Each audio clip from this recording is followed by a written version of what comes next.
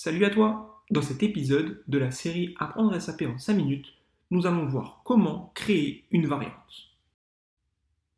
Nous sommes ici dans l'écran de sélection de la transaction IW38 qui permet de voir la liste, de modifier la liste des ordres de maintenance. Nous voyons ici l'écran de sélection avec énormément de champs qui permettent de filtrer la liste de résultats que nous obtiendrons lorsque nous cliquerons sur le bouton Exécuter. Supposons qu'un utilisateur de la solution souhaite visualiser ses ordres de maintenance qui appartiennent à son Workcenter ici.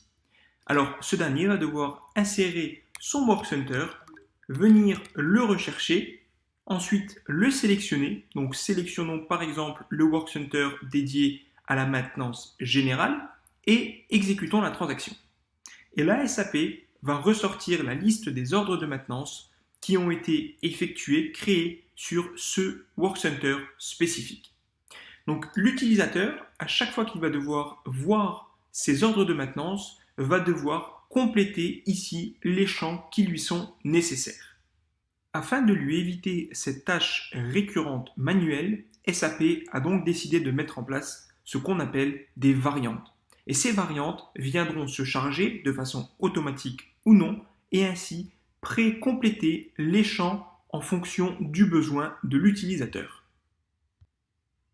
Et pour créer une variante dans SAP à partir d'une transaction, rien de plus simple. Il faut tout d'abord compléter les champs qui vous seront nécessaires et que vous souhaitez venir charger automatiquement, qu'ils se complètent de façon automatique. Et ensuite, vous devez vous rendre dans le menu GoTo, Variante, Save as Variante. Et vous allez rentrer dans l'écran de création de la variante.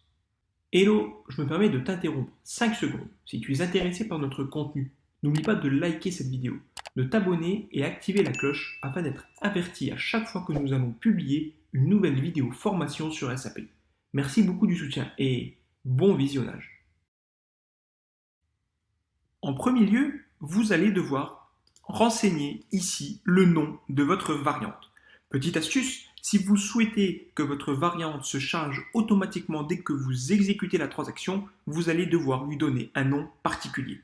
Ce nom, c'est tout simplement U majuscule underscore votre nom d'utilisateur SAP. Et à chaque fois que vous allez lancer la transaction, vous allez avoir votre variante qui va se charger automatiquement. Si vous n'appelez pas votre variante de sorte à ce qu'elle vienne se charger automatiquement, vous allez devoir l'appeler à chaque fois en faisant get variante. Ensuite, vous allez tout simplement lui donner une description. Par exemple, ici, variante, appelons-la variante IW38. Dans l'écran de création de votre variante, vous avez également la partie Object for Selection Screen.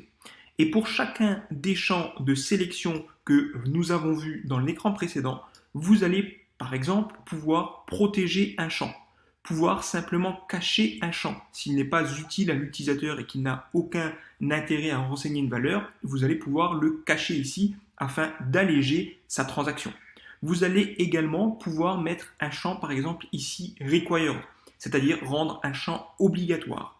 Vous allez également pouvoir ici mettre en place des variables, c'est-à-dire pour tout ce qui est notion de date, c'est très compliqué de gérer ça de façon fixe, vous allez plutôt gérer ça de façon dynamique. Si vous souhaitez à chaque fois que de voir les ordres de maintenance du jour J, vous allez prendre le jour J qui correspond à la date de votre système.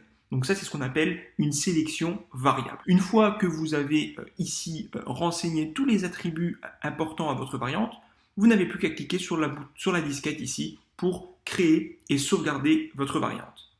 Et vous voyez ici le message d'information SAP, variante U underscore mon nom d'utilisateur SAP a été sauvegardé. Nous voilà dans l'écran principal d'SAP et lançons la transaction IW38. On appuie sur Entrée et là vous voyez que les deux champs que nous avons pré-complétés, Main Workcenter avec le Workcenter général de la maintenance ainsi que le champ Plant for Workcenter 1210 se sont chargés automatiquement dès que nous avons exécuté la transaction, grâce à notre convention de nommage U underscore le nom d'utilisateur SAP.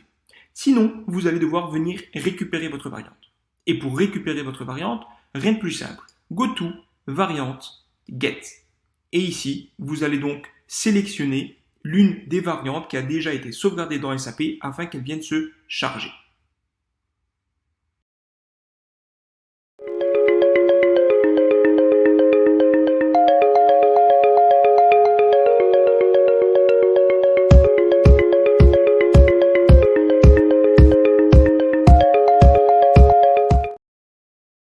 Merci à toi d'avoir regardé cette vidéo.